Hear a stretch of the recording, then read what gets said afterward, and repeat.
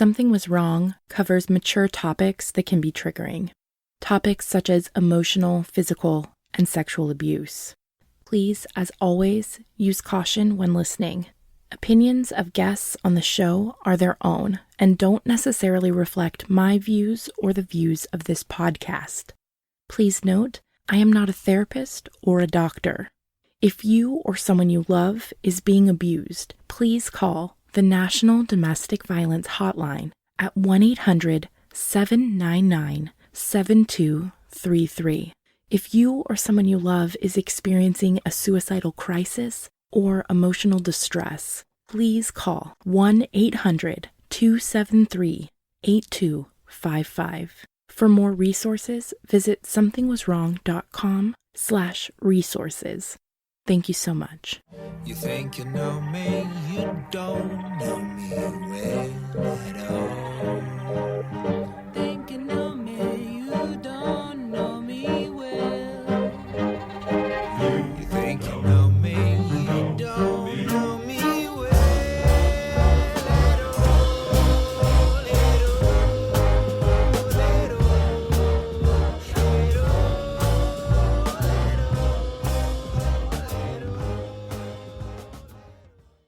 Hi, friends. I am so excited. And if you follow me on Instagram, you already know I am speaking today with Dr. Stephanie Moulton Sarkis, who, if you've been a podcast listener for a long time, you might recognize her name because she wrote the book Gaslighting, Recognizing Manipulative and Emotionally Abusive People and Break Free. So first of all, welcome, Dr. Can I call you Dr. Stephanie? You can just call me Stephanie. That's Stephanie? fine. Yeah, that's great. Awesome. So welcome to the podcast. I think it's so cool how we kind of like happen to just connect through That Twitter. was pretty wild. Yeah, because there's a friend of yours, I think, right? Yes. That connected us. Yes. So my friend Jill had written a tweet that went viral about essentially gaslighting of the administration. And she had a huge response from people that felt that that really resonated with them. And people were asking her for further information on gaslighting. And so she had reached out to me knowing that I had talked about this at large on the podcast. And she recommended your book. And then we got connected and you said you would be on the podcast. And I instantly was just like freaking out, so excited. I think I literally squealed. I actually squeed to my husband about it, honestly, because I was like, oh, she does your podcast. Podcast's so amazing. She got this great episodes. Yeah, so I was like, look at this podcast. This is great. That's so awesome. Yeah, so I also was like, woohoo! And I was so excited that we're recording today. So, it's mutual.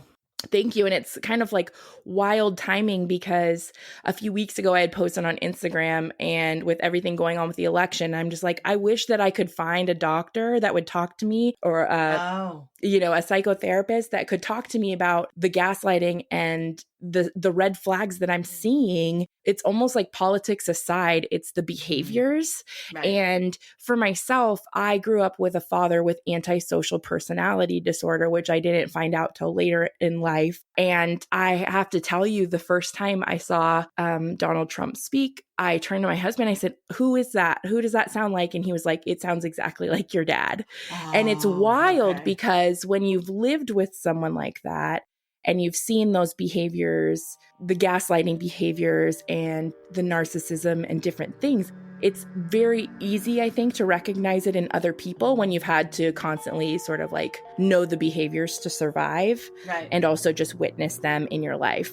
And so that's something that's been really, honestly, like quite triggering for me as a human since 2016, and also being a sexual assault victim in my past. Like it's really been difficult. I'm not going to lie. There's been times where I felt like legitimately depressed by the politics that are, and the things that are happening in our country, especially this year.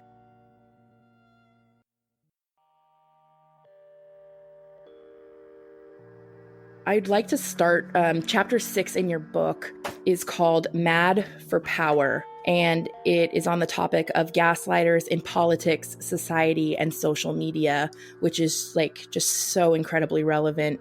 And what's interesting about your book is that it was written, it came out in 2018, right, And it feels a lot like, when I read this chapter now, like some sort of prequel that you created to 2020, because it's literally so accurate. And each piece that you break down of the sort of profile of this behavior is so accurate that it's honestly kind of chilling to read it again today. I was reading it before the interview and I'm like, oh my gosh, this is even more relevant than I recognized a year ago when I first read it. So on page 95, you say, as we've been seeing, gaslighters will confuse, distract, and harm so as to get away with behaviors that otherwise would draw attention and outrage. Unfortunately, this is true for public figures as for private citizens. Think about the damage that can be done when gaslighters take to the big stage of politics, traditional media, or social media. The potential to destabilize, skew reality, abuse, and control behavior and choices soars. On the national stage, they have the capacity to make or break the rules that hundreds of millions of people live by every day. They can make laws that affect our access to such services as healthcare and the safety of our air and water and food supply. That kind of power in the hands of a gaslighting personality is a true recipe for disaster. That's why it's so important that citizens use their sacred voting right and be willing to step up and take action when people in public office are disregarding the needs of the public. Which basically summarizes the exact reason I wanted to speak with you today. Right. So as you sort of reflect on the time when you wrote this book and what has transpired in the last few years, what do you think rings true for you even more now than when you wrote the book? That this is a pattern that we have seen time and time again in history, in families, in relationships, in workplace issues, that this type of personality has traits that keep coming back. And eventually, narcissists, gaslighters, sociopaths, which includes antisocial, they eventually trip themselves up and they will take everyone down with them. So I wrote it with the idea that I kind of knew that this was coming. I didn't know how bad it would get. I kind of figured it would get bad, but I didn't realize it would get to this point where I think last night he was on a show talking about tiny fish and little windows and buildings. I think that's what he was talking about. I think that's a verbatim quote. So it was tiny. Yeah. That there are going to be tiny windows and buildings and there's little fish. That California is rationing water because there's little fish that aren't getting enough water. Like he said something like that. And I remember we just kind of listened to it with our mouth hanging open. And I'm thinking, oh, I wrote about this, not like in a good way, but that narcissists get to a point where they will not listen to anyone. And if people can get out of their grasp, they get to the point where they only surround themselves with yes people. And when you have someone telling you that your behavior is fine and acceptable, you just keep going with it until you get called out enough times and the people that were their yes people start turning on you, which we're starting to see. But the fact that it took this long for some people to realize or to admit how pathological the behavior is really shocking, but not surprising. Right, because I think it is such a product of his ability to gaslight. And what's funny is I saw a tweet the other day and it said, the difference between Trump and Pence is that Pence can lie calmly. And I also saw so many gaslighting traits from him. And I'm not, I'm just speaking about what's relevant right now in the current landscape. Obviously, gaslighters can be found on both sides of the aisle in the United States history, and I'm in no way trying to claim that this is a behavior that is only one-sided. Right. However, given what I learned in your book, it really helped me put words to what I was feeling when I would listen to Donald Trump and relate that experience to how I always had to listen to my father. And one of the terms, I can't remember if I learned it in your book or someone else's, but is word salad. And it's like when they're just talking in circles and the buildings and the fish and the best and everything's the greatest. And it's just like that behavior it's so textbook in a way that once you sort of start to recognize it, as soon as you see that type of personality in action, you're like, oh, red flag. One of the things that I really love about your book is your ability to really break down what the portrait of the overall gaslighter sort of looks like. You know, I think a lot of people think of gaslighting as a behavior as it is. But what I think really helped me when I read your book was looking at it as a whole person and all of the parts that make up that person that showcases this gaslighting personality. Some of the sort of behaviors that you highlight in the chapter is that they show little empathy. And that's on page 97. And you say one of the hallmarks of gaslighters is their lack of empathy. And in politics, it's no different. In the United States, we're seeing this right now as people are actively working to remove healthcare during a literal pandemic. And to me, I think that highlights a great lack of empathy, considering how much people are suffering in our country. One of the examples you gave in the book was in Venezuela in 2017. The people of Venezuela were starving.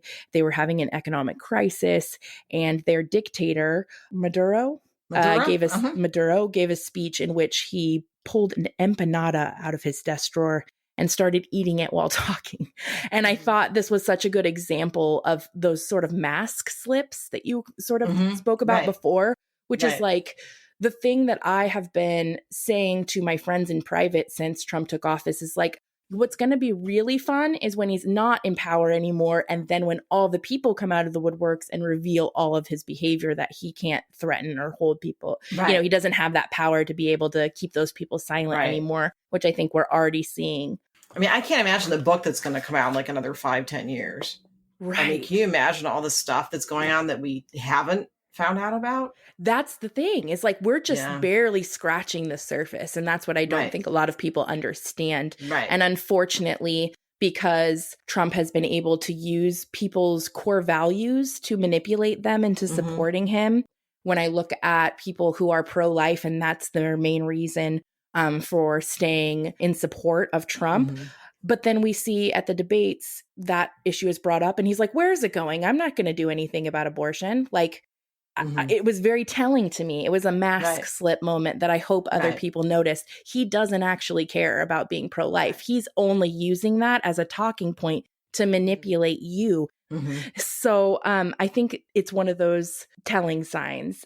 In terms of the behaviors that you talk about in the book, another one that you highlight is that they're megalomaniacs and that gaslighting politicians do not see themselves as employees of the people. And I think that this is very true when I look at American politics today. Like you highlighted in the chapter, there are people in politics that get into it for the reason of wanting to serve their country and be an example for the people.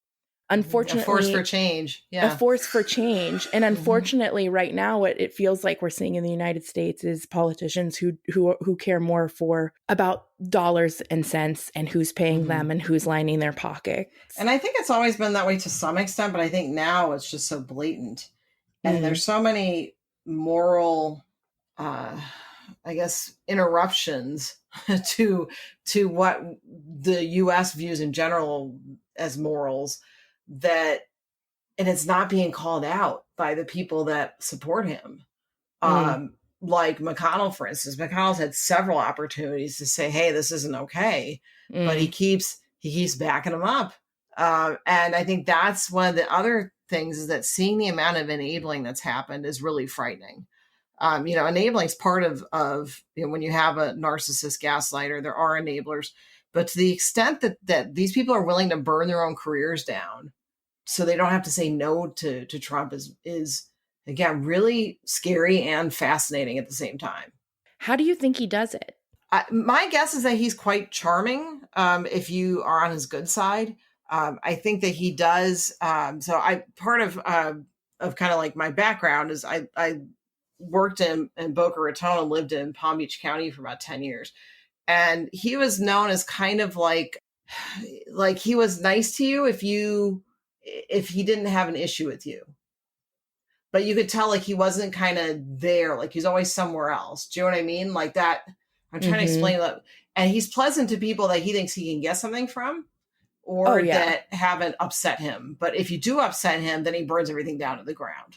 And the mask slips. That's Right. yeah. And again, that was my father to a T. It was like, he was super charming, like super, business guy, like funny, cracking jokes. Like, you know, even though I despise everything that Trump stands for, there's still times where I'm like, I'll laugh at his joke, or, you know, he makes this work because he has an ability. He works so hard to make himself likable. Right. And to make himself charming. Classic and it's narcissist. very Yeah. and it's very effective. And I think also his ability to speak in a way that's relatable and feels less like a quote politician to people. For some reason, they look at that as like this signal that he is real or he's honest, but really it's just a distraction from the actual fact that he has no idea what he's doing and he's not qualified for this office in any capacity. Right. I think a lot of people just liked him from TV. Right. And that isn't real. Yeah. The amount of trauma that he has caused people or triggering of past trauma is really remarkable. And again, something that's horrific. I had people contact me after the debates that they were having flashbacks that had not popped up in a while from their own history of abuse because of the way that he was kind of steamrolling during the debate and just ignoring people and not shutting up, to paraphrase Joe Biden. And it really brought people back to living with someone that everything has to be about them. And people were waking up. And I noticed this particularly, this is across time zones. People told me that they were waking up at 2 a.m. the night after the debate in a cold sweat, having nightmares. And that had not happened to them before, all at 2 a.m. I'm not sure what the significance of 2 a.m. is, but it was something that your subconscious picked up on this. Your conscious picked up on it, and then it brought up all this stuff that we have these little compartments we keep things in so we can go about our day. And I think seeing someone like that without the mask on really terrified people and brought them back to that place when they were with somebody like that. Absolutely. Honestly, that's how I felt. And in 2016, I think my coping mechanism was just, he's not going to win. He's not going to win. He's not going to win. And then he won. And I was just like, I couldn't believe it. I couldn't believe that more people were upset that a woman, I felt like Hillary Clinton was judged more for staying with her husband who cheated on her than an actual rapist who's been accused of sexually assaulting women 22 times. Right. And we don't care about that. Like we literally have him on tape talking about sexually assaulting women, and we still don't care about that. And this person is our president. And or we do care, and the people that should be doing something about it aren't. The people that have the power aren't doing something about it. So I think that's part of it too, is that a lot of us know what should be done. But again, we go back to Mitch McConnell, that he could have been doing things and he hasn't. So that's one of the biggest issues, is that feeling of helplessness, that we know what should be done, but who's speaking for us? And the people that can't speak for us don't have power right now. Yeah. So I think that's one of the major issues. And rarely has someone stepped out of the party line. Like, for instance, you saw what happened to Mitt Romney when he spoke out against Trump, and Trump just lashed out at him and tweeted stuff about him. And, you know, it's because that could make or break their career. And he has institute a real level of fear in people, which is, you know, when I write about in the book, you know, that's the sign of an autocrat, is that you rule through how many people you can terrify and impose your will, and you turn people either into winners or losers. That's a real theme of autocrats. Either you're a winner or a loser. That's it. And you know, all these pejoratives he puts on people that upset him. Like, he calls Nancy Pelosi crazy. And, you know, Nancy Pelosi has, I wrote an article for Forbes about, you know, this, it's a master class on how to handle a gaslighter. You know, she's raised 5 teenagers, right? So the lady knows how to deal with stuff. If you've raised a teenager, you know how to deal with some gaslighting, right? So the way she handled him was very much like, you know, I accept that you have some really big personality flaws, and I'm going to go about my business, but I'm also going to call you out on your stuff, and I'm going to hold you to it. And the way she did it was very non-judgmental. And she kind of let him expose his, you know, make his mask drop on his own. And it's very masterful the way she did it. And you see that now too with, you know, when she had a meeting about forming a 25th Amendment committee. And for listeners that aren't familiar with what that is, the 25th Amendment basically says that the president is not fit physically or mentally to hold office. And so the power can be transferred. There's a transition of power to the vice president. And then if not the vice president, I think the president of the Senate, which would be Pelosi.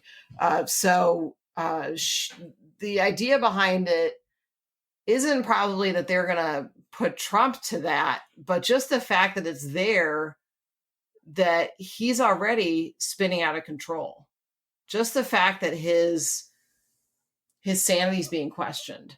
Now he's on some heavy steroids right now, which can, even the lower dose steroids can cause some behavioral issues, but he's on some high dose ones. Now I'm not his doctor. I don't know exactly what he's taking, but I think that's what his White House physician said, that he's taking steroids.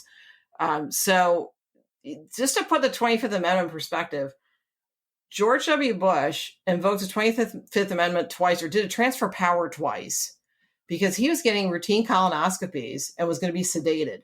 And he knew that he couldn't run the country while he was getting sedated for his colonoscopies. So he transferred power to Dick Cheney for colonoscopies. Now we have someone that has COVID, that if you listen to the recording from last night, I think he was on Sean Hannity, on Fox, he sounded really bad. Here's someone that is having physical problems. He's having some emotional problems, behavioral issues, and yet he's still running the country. So it kind of puts into perspective that people have transferred power for a lot less. And we become normalized to this idea that this is how people behave. And if you look back again to, like you were saying, like 2016, if you looked ahead to 2020, how many people would have thought things would have gone this far? I mean, I was scared they would, but I remember so many people that I knew that were justifying their votes for Trump, like people I was close to, saying nothing's going to change. He's just going to be a good businessman for our country. And I'm like, you do not understand who is paying for this person if you think that. And one of the things that you highlight is like the NRA, I believe in your book, you talk about that and how, they spend a lot of money giving money to a lot of politicians' Millions. campaigns. And so when our politicians are being backed by these huge corporations, they have people to answer to. And when people are writing you checks, you owe them something most of the time. And we see that a ton with Trump. And that's very apparent. He will look in the face of the truth and lie if it protects the people that are writing his checks. Like he will look at science, facts, figures, and just say those are lies when they're even sometimes like his own party or his own government, and he will blatantly deny it. And I think that willingness that he has to just double down on the gaslighting really makes some people believe the things that he's saying in a real way. And it's really kind of sad to see how many people have joined his quote, there's a book called The Cult of Trump. And I do, as somebody who's studied cults, I do see so many parallels. Well, we call them followers, right? Yeah. We don't call them supporters, we call them followers a lot of times. Yeah. And that wording in itself, I mean, the next chapter after chapter 6 is about cults. And you see things about not questioning the leader. The leader says that what you're thinking is wrong when he thinks is right, and that's it. There's a punishment factor involved. But I also see, too, that there are a lot of people that have realized how disturbing this has all become. I mean, I kind of want to go back to a place where I didn't know the name of the Postmaster General. Do you know what I'm saying? Like I know his name is DeJoy, and I know he lives in North Carolina, and I wish I did not know that stuff. Right? I know way more about government that stuff that I didn't really need to know. Like, I'm ready for government to be boring again. And, that whole idea of, well, drain the swamp. Well, the swamp showed up, so and there's a lot of projection too, which is what you see with a lot of narcissist gaslighters, antisocial personality, where when he's talking about himself, he's talking about other people. So if you look at the stuff he tweets about, think about it in the fact of he might be talking about himself. There's so much projection that goes on. Like, for instance, like narcissists saying like, oh, well, you're cheating. I'm going to check your phone. And it turns out that they're cheating because their narcissistic supply can never be filled. I mean, so if you look at a lot of the stuff he says, think about what's come out since then. And one of the things you talk about, too, is their retaliation. We touched on this a little bit, but like if you dare to cross them or people who are in his party that have crossed them, like you will know it and they will come at you with a vengeance. And one of the things you say is gaslighters know they target you, or even worse, they target your family. Gaslighters know that to really get even with you, going after your family makes you suffer the most. And we saw that in the first presidential debate. And that was something that a lot of people highlighted when he brought up Biden's son, who is deceased, and made comments about his other child. I personally, I was shocked that children were even brought up at the debate. Yeah, I wasn't, but you can probably guess that. I knew he was gonna. So to give you a snapshot of Biden, his wife and his daughter were killed in a car accident. I think his daughter was only a little over a year old, and then his son dies in adulthood from a brain tumor. His other son had an addiction issue and went to rehab. And as Biden said, he's really proud of him that he's in recovery. So that's the kind of loss that this person has dealt with. So that was exploited by Trump. And I think for very good reasons, because he was trying to find anything that he thought would make him, quote, weak, unquote. When in fact, Biden turned it into, with his son that had addiction issues, how proud he is, and that many families in the U.S. have had someone with addiction issues. So he turned it around into, I'm proud of my child for making this change in their lives. And so it made what Trump did even look worse, because here's someone that's saying, my son, yes, this happened, but, he worked on it and he's okay now. And how beautiful it is, he's okay now. And it really emphasized that, yeah, Trump went there. He went there. He went after his dead son. And that's what narcissists do, especially when they think that they are losing ground on something. They will throw anything that hurts you at you. They collect ammunition. So they will ask about what your vulnerabilities are. They will ask about, what's your worst fear, or, tell me about, why you and your sister aren't talking or whatever. And they will bring that up at some point. So they're not asking you because they want to develop emotional intimacy with you. They're using it so that they can spear you with it later on. It's emotional ammunition. Yeah. Mm-hmm. Yeah. Well, I was going to say too, it's very telling that, when they decided the second debate was going to be virtual because, Trump has COVID, that his reaction was, I'm not going to debate in that format because that's not a real debate. Because narcissists don't like being muted. Because the presidential debate committee was going to start enforcing a muting rule because of the fact that Trump would not stop. And so he said, that's not how you debate. I can't keep going on if it's on virtual. And so he refused. So that says a lot about, the fact that narcissists feel like they have a right to steamroll over people, and that's such normal a good behavior. Yes. And they don't know how to operate without it. They can't. Right. He can't. His methods don't work without it. Right. Yeah. And the Lincoln Project, too, has been really instrumental at figuring out how to kind of thwart the narcissist. They have, and I don't recommend these techniques because this is stuff you don't do when you live with a narcissist or work with one. But there was a video they did of, when he came out of the helicopter after the hospital and he's like going up the steps of usually presidents don't go up the steps. And I think that's the south end of the building. They go through a ground floor door on the other side. But, he went up the steps and he was filmed and all this stuff. Well, they did a video of Evita, the Broadway show Evita, but they did it with a song about him and his insatiable need for attention. And I guess he got really mad at this. So what they're doing basically is they're provoking him into exposing his narcissistic weak spots. So again, I don't recommend people do that, but they figured out a way that it's interesting that he's taking I just saw a graphic that they're taking money from their presidential campaign in states that are swing states. So those are states that are, up that we don't know which way they're going to go.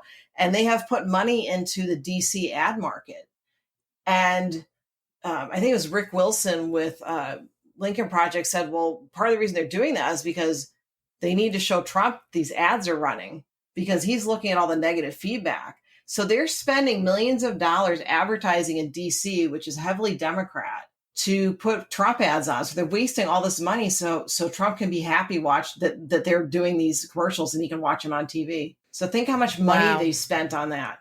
Yeah. So this is where the narcissist eventually kind of just falls apart because he's torpedoing his own campaign because of his own insatiable need for attention and power.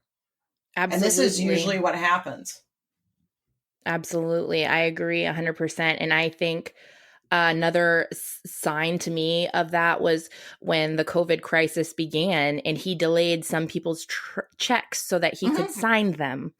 Right. Or if you got auto deposit, I got like a letter from him with his signature. And it's like, you're literally, like people were literally evicted because their checks were delayed, but you care more about the fact that you want people to know that you wrote them that check. Like they and he couldn't owe even you something. sign them. He couldn't even sign them because the Department of Treasury doesn't allow a president to do that. So he put his name on the memo line. Yeah. Or the today or yesterday, he said, he referred to my Department of Justice. It's not your Department of Justice. It's the U.S.'s Department of Justice. It's the citizens' Department of Justice. It's not your Department of Justice. And that's also very telling. It's like this possessiveness thing, like mine, mine, mine. And there's a real kind of ownership territorial thing to it that no, you work for the people. You don't work for you. Or, people, they're supposed to serve us. We elected them. But to say my Department of Justice is just so far removed from how things are supposed to be. But, we've been on the slippery slope. So at this point, when Trump literally says, I didn't say that, or, what you saw and heard are not what happened, we were already like halfway into his term. So we start going down the slope. And at this point, we've got someone that we don't know if, I woke up one morning and I said, we don't know if he's dead or not. Like, is he dead or alive? We have had no response from anybody about his hospitalization at all. And, usually if the president has, I forget who it was one president had like a fairly minor medical thing and the doctor came out and said, this is what it is. This is the course of action, because the idea is that the president is elected by the people. And so if he has a medical issue, the doctor has an obligation to be straight with the people. So this doctor, I think it was at Conley. See, again, I don't want to know the name of the White House doctor anymore either. Right. Get to a point where you don't need to know. But so he's like, well, was he given oxygen? Well, like he was hedging on that and he was hedging on this and that. And it's kind of like, well, we kind of need to know if he's alive or not. Like we got that part down. And then it was like, well, how sick is he? And then we find out he's given supplemental oxygen, which means he, was having a hard time. You saw him at the top of the stairs, when he took off his mask, again, infecting, possibly all the people that work at the White House that were there before him, which is a largely Black and also Latino population working at the White House that have been there for years. And he's possibly infecting them. People are disposable to him. Absolutely. They're disposable. And then when he was at the top of the stairs, you could see him like we were talking about, like you have asthma and I have asthma, that there you can tell when someone can't breathe, because we use all these, like what are called accessory muscles to help yourself, move your diaphragm and get a breath. And you could see him having problems breathing. So we know that what the doctor's saying is not the full picture, but we've also kind of gotten used to the fact that, well, we're probably not going to get the full story. And that's where the issue is that this has been normalized, that this is how the president operates. And this is not how a president operates. I couldn't agree more. One of the things that you also highlight in the book on page 98 is that gaslighters in power fail to take responsibility. Mm-hmm. And I think that this is very accurate when I think about today's political climate, especially with the COVID-19 crisis and how it's been dealt with in the United States. The fact that our president and vice president knew that there was a deadly virus in our country and did not tell us for weeks, and then minimized it to protect their own interests and their stock market and whatever else they were trying to protect, it lacks empathy. And he actually said, I don't take responsibility. He literally said, I don't take responsibility. I mean, it can't get any clearer than that. I mean, when someone tells you who they are, believe them. Right. So true. The wonderful Dr. Maya Angelou said that first. And I had heard the quote so many times and I didn't know it was attributed to her. And it's so poignant. They always point the finger at someone else is another thing that I highlighted when I was reading the book because it stood out to me. And the next point that you make is that they detest intellectuals. And I think about this a lot when I think about Trump and how he responds to scientists.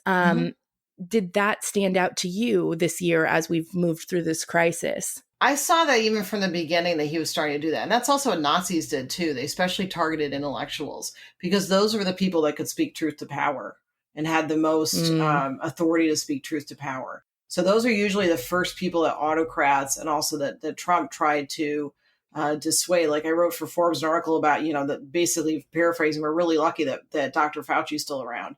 Now, this is a man that has served, 6 presidents, 7 presidents? And he has received accolades. He's had several published articles. He was commended. I think he got the Presidential Medal of Freedom, from George H.W. or George W. Bush. So this is someone that's very highly regarded in the community, in the scientific community. And you can tell that the way he gives information is much clearer and much more concise than when you see him next to Trump. And I think that was so evident when he would speak and then Trump would speak, and Trump would contradict him. There was I think it was his chief of staff that wrote an op-ed in USA Today questioning Fauci's ability to do his job, basically, that he's been doing for decades. And the USA Today editors basically wrote on there that this article does not meet our fact-checking standards. Basically saying this op-ed is so not true that we have to let you know that. And he's tried several times to undermine Fauci, and to the point where you also had just an anonymous staffer. So this is stuff that happens. So he sends out staffers to basically badmouth sometimes. And so some of the anonymous staffers said, hey, I have this piece of paper with these 16 points as to why Fauci is, not the right person for this job. And the reason why he was doing that is that Fauci was telling the truth. He's saying, this is bad. It's going to get worse. You need to practice social distancing. You need to wear masks. And Trump's like, we're good. The U.S. Surgeon General said, you don't need masks. You're good. And then Trump, who recently just had this whole video about how much he appreciates doctors and nurses, said, oh, well, I've heard from a very important person, which he never names his very important sources. Keep in mind, that's a real gaslighting technique. Red flag. And he said, well, yeah. And he said, I've read a lot of masks and PPE stuff is going out the back door of hospitals. So he's basically accusing hospital staff of stealing PPEs, and that's why they're low on them. Okay. Yeah. So it goes beyond just, he's accusing innocent people of doing stuff. And especially when it comes down to the fact that, he could have provided more masks for people, but he didn't. But instead had the nerve to say that he thought the medical personnel were stealing them. And then goes on a video recently saying, oh, I really appreciate all these doctors and nurses. Well, where were you when they didn't have enough PPEs? When you were insulting New York in their response when there were just people dying nonstop for months, right. And he went after Cuomo. Right. So, there's a lack of personal responsibility. And then now he's saying that, I got COVID from the soldiers, or I got them from Gold Star parents. He went after Gold Star parents. Now, Gold Star parents are parents who have lost a child in combat. Wow, I didn't even know that. So he has said now on record that he thinks that he got it from Gold Star. I mean, there's no limit. There's really no limit. Why even say that? What is it, just so that he could say that it didn't happen at the Amy ACB or whatever we're calling her? That's part of the reason. Yeah, right. Yeah, the Rose Garden massacre. He would literally rather insult parents of a dead soldier than take accountability. Right. Yeah. The progression of his COVID from when he said he had a positive test to when he had to be hospitalized is very quick. So the doctor still has never confirmed when he got his first positive test or when he last tested negative. That still has not been confirmed. So it's very possible that he knew he was sick during the debates. That's what I also read. And the New York Times made a timeline that I read this past weekend. And they said that it's very likely that he attended also a fundraising event, knowing that he was feeling under the weather and that someone else who had traveled with him on Air Force One had just tested positive, which Hope Hicks, which of course. And he still continues to completely downplay the virus and gaslight us again, saying this is not a big deal. You get it, you beat it, whatever. When 210, he said, I think I'm immune. Oh Sorry. my gosh, no. But that's something else that they do too. They'll make it look like they're Superman. Now, this man has access to healthcare that you and I would never receive. Never. He got a cocktail of drugs, or I think it's antibodies. I believe it was from a donor in Singapore, I think is what I read. And he got that immediately. That's something that you and I would never have access to. Even if we were in dire circumstances in a hospital, we wouldn't have access to that. And to say like, oh, I think I'm immune to it, that buys into the whole narcissist gaslighter thing of if you're strong, you are better than everybody. And if this gets into real ableism kind of issues.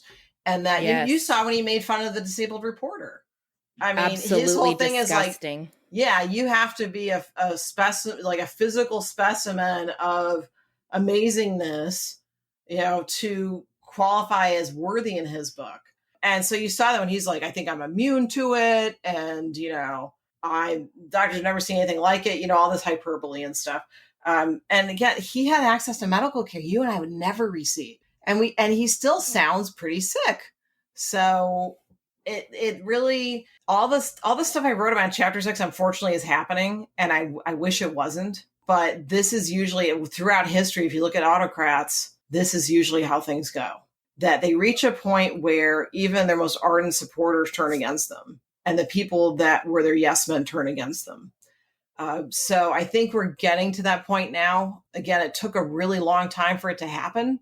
And there's still people that are, again, Mitch McConnell, another one, where he had many opportunities to say, this is not right. And this goes against the Constitution and everything. But he was silent, or he actually backed Trump up. And now they're trying to push through the Supreme Court nominee when in the past, they basically blocked. Well, they did block Obama's nomination for the Supreme Court. And they are doing all this stuff. They spent so many days like holding up acts. They held up the Violence Against Women Act. That froze in Senate because they wouldn't approve it. So, I mean, there's all sorts of stuff that's been held up that was for the betterment of the people, especially women in domestic violence situations. The Violence Against Women Act said that if you're in a domestic violence situation, you do not lose your job if you have to take time off of work to find safe living conditions or safe place to live. So that is now gone because it froze in the Senate. So they take all this time to not push things through, but yet they're going to try and push through a Supreme Court nominee with, just a couple months left if he doesn't win the election. So there's this it's a really immoral way to do things. And again, the people that can call them out on this aren't the people in power. So I think that also brings up a lot of issues for people about their own abuse. And that feeling of helplessness that no one's listening or that no one's doing anything. I think there are a lot of good people that are trying to do something about it. And one of the best things we can do is vote and fight voter suppression. If you go to a voting place and they have a touch screen, ask for a paper ballot.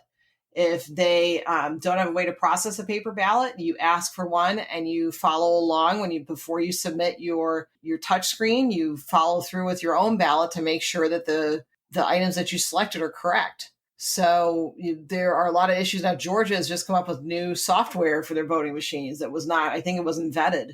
So first you got to do paper ballot. If you can't do paper ballot, then you do, confirm your touchscreen items with a paper, with like a mock ballot. So there's all these things you can do. You can contact, I think it's like vote411.org, and you can look up and see if your voter registration is active. I had the experience of going to a polling location where I had my voter's card with me, but I was not registered on the rolls. And I was told it would take up to 30 minutes to get a supervisor to come over to straighten it out. And I said, fine, I'm staying right here.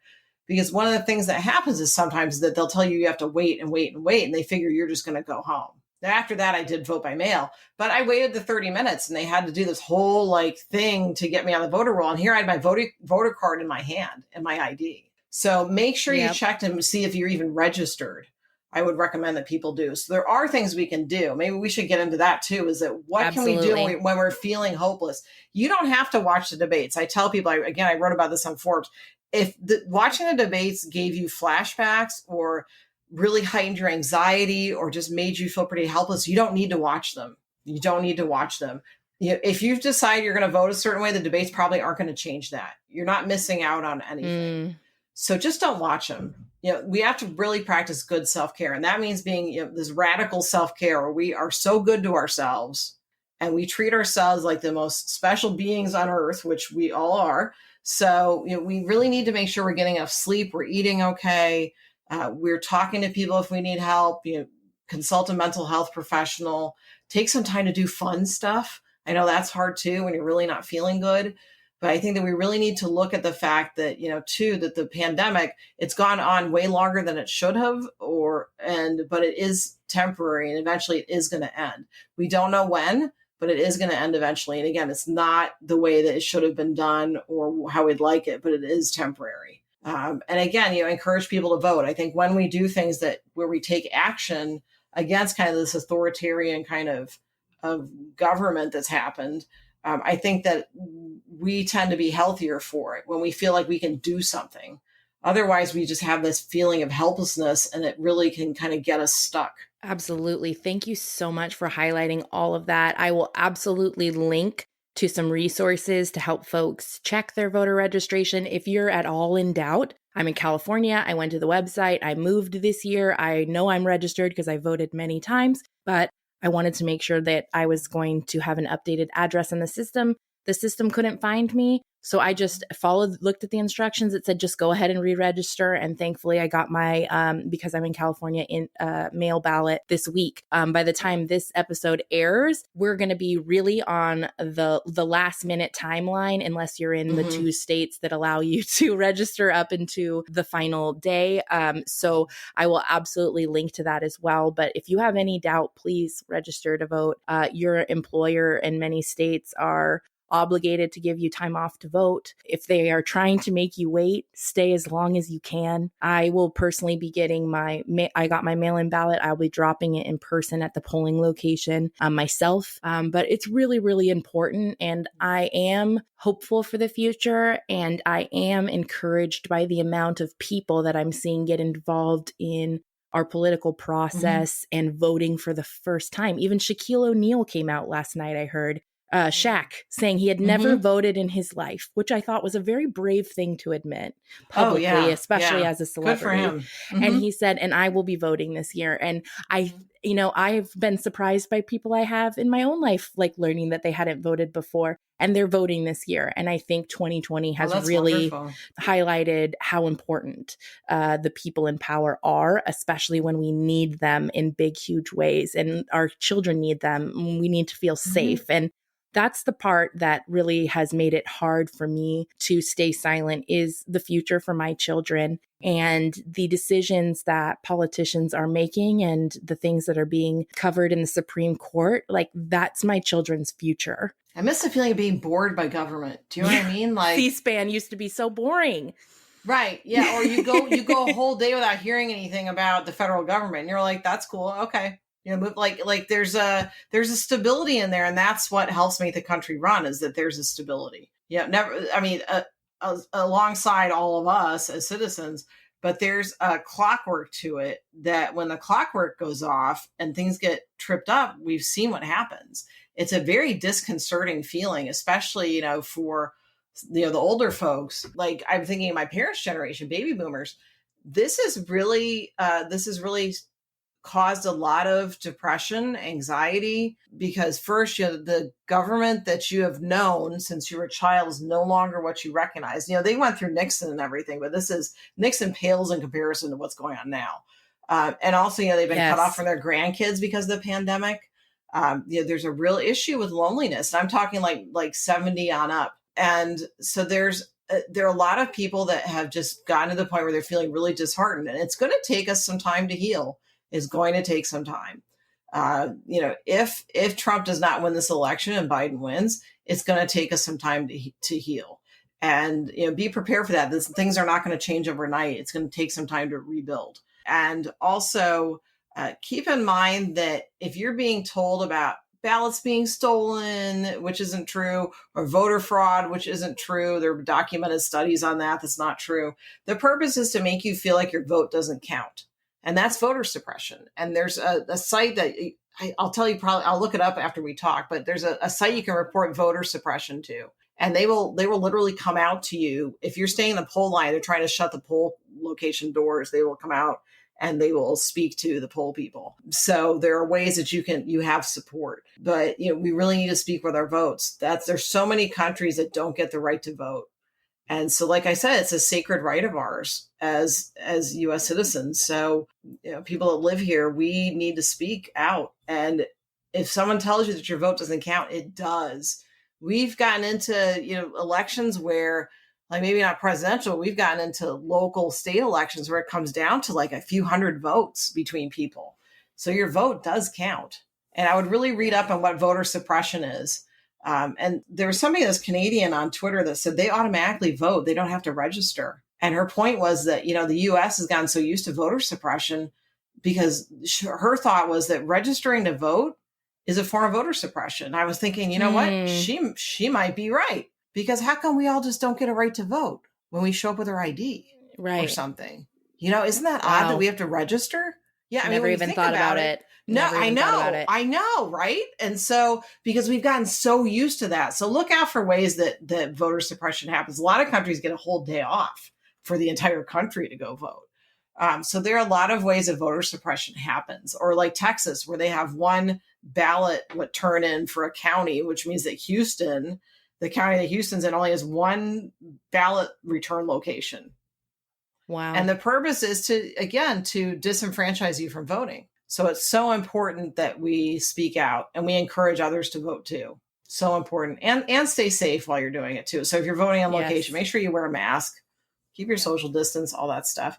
Because, we need to start believing in science. That's the other thing. Yeah. Is that when you have people telling you that science isn't real, we have a lot of good, hardworking people that are helping us try to figure out what COVID is, how it works. They figured out, the DNA of different strains of it. So there are a lot of people that have worked their whole lives to be able to do the research that they're doing. So we really need to listen to them and believe them. And I think that's really important, that, again, these are people that have given up their entire lives to being epidemiologists, to being immunologists, to doing the best work they can to help everybody. So listen to them. Listen to them.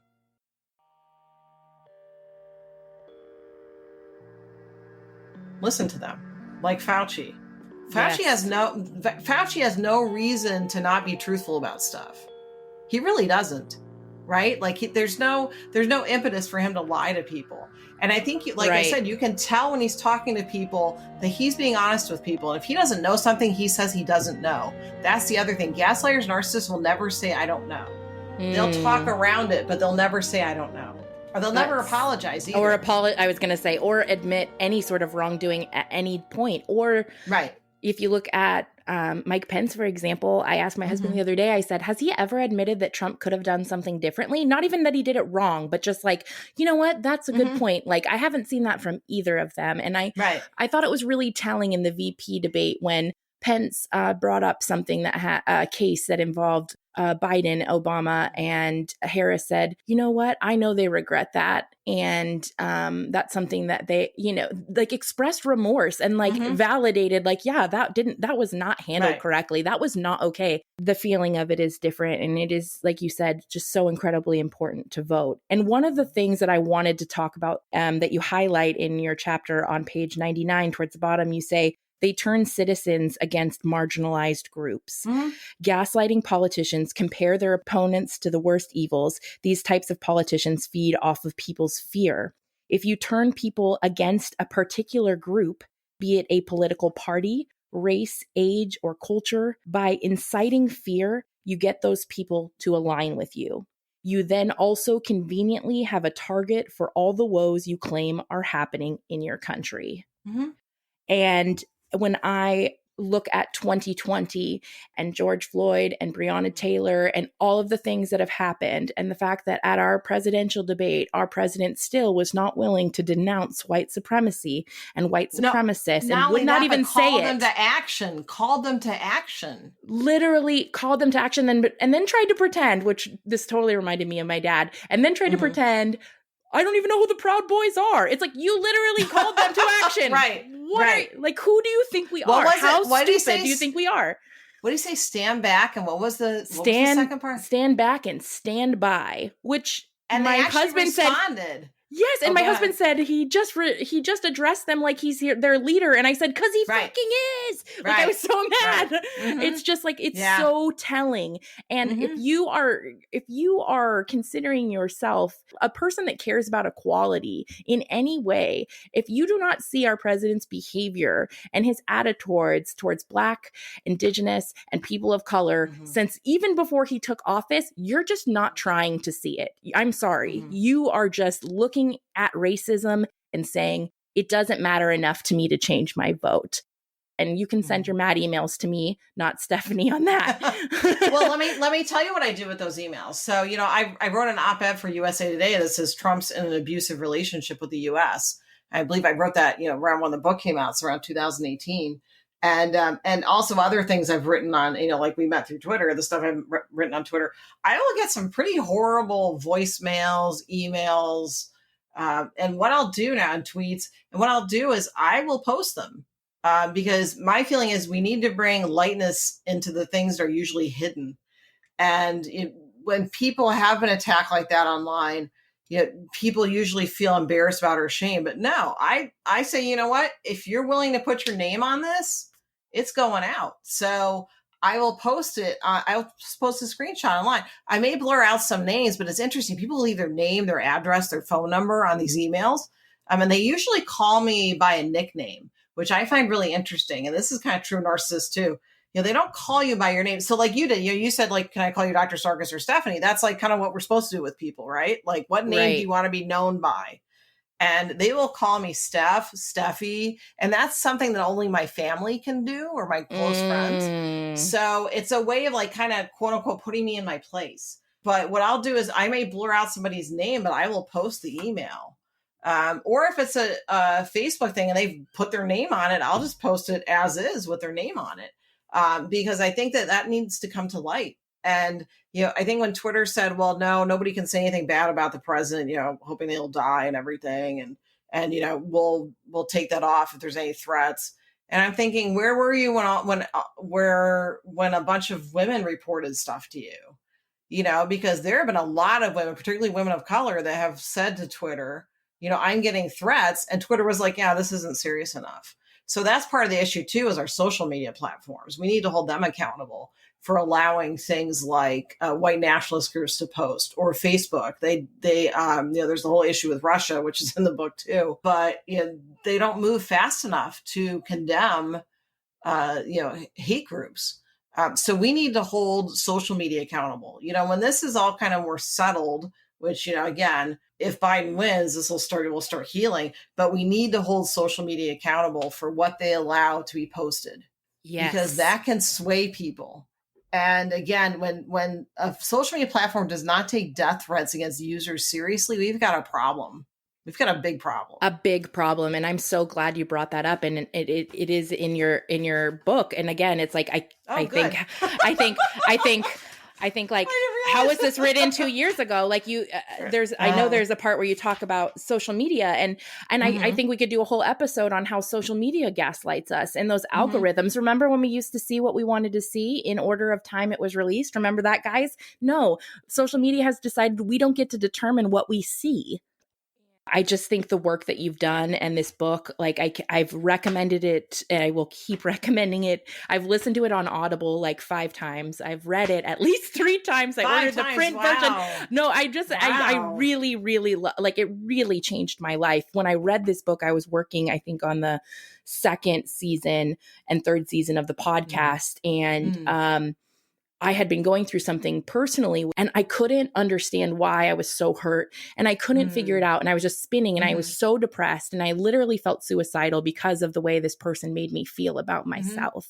And I read your book and I was like so validated, and I've been able to like pay that forward to so many like listeners. And I just think like anybody who has been in an abusive relationship should read this book. No one is immune to gaslighting. I think that's really important. Everybody know no one is immune to this. You may think that you're you've got a high emotional quotient, and you are pretty street smart, and you are vulnerable to gaslighting. Everyone is. Yes. And it's just people like this will seek out your weak spots. We all have weak spots. We all have those tender parts of us that we really don't want exposed, right? And so people, they will go after those. So, and that could be, like you said, a variety of settings. It could be friends, family, work, politicians, so yeah. And so if you're saying, oh, that can never happen to me, it probably has already, so I think it's important to look at that again, no one is immune. Absolutely. I'm so glad you highlighted that.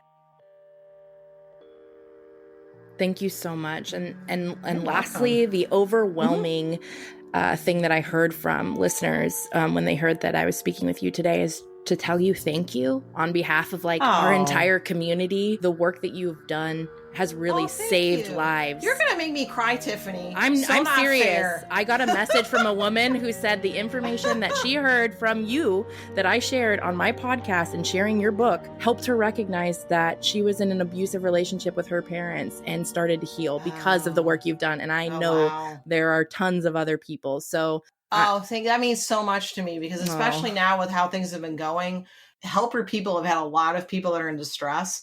And so knowing that someone read the book and it changed their life makes such a huge difference, especially with the amount of people that are suffering right now. So thank you so much.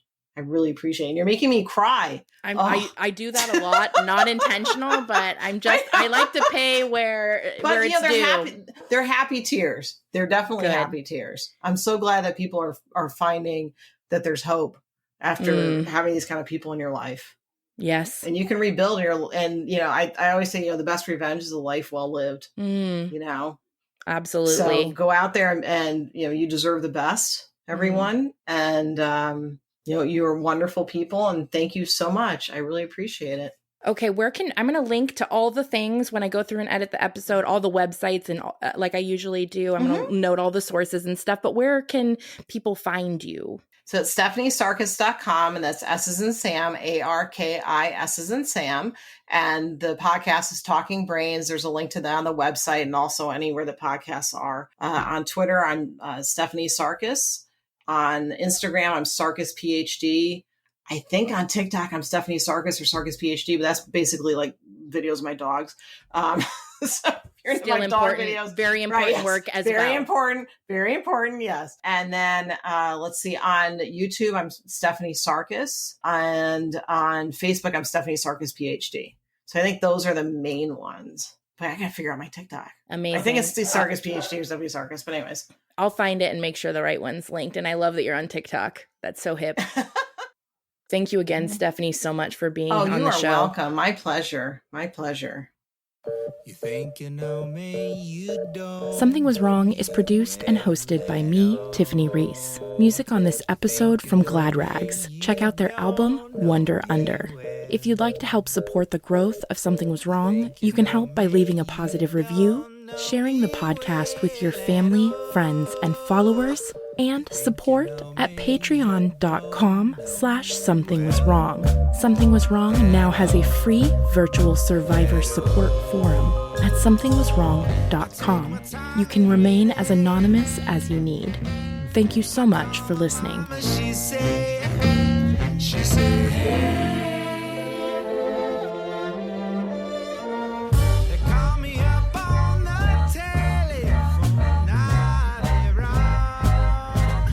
I hang on up, but I know that it's not their fault.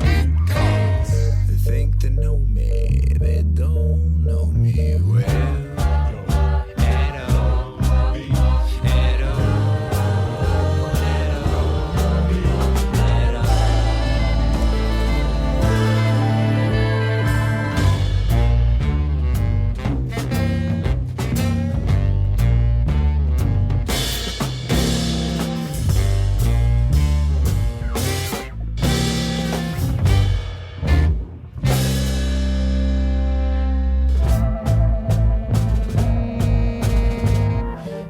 You know me, you don't know me well at all. Think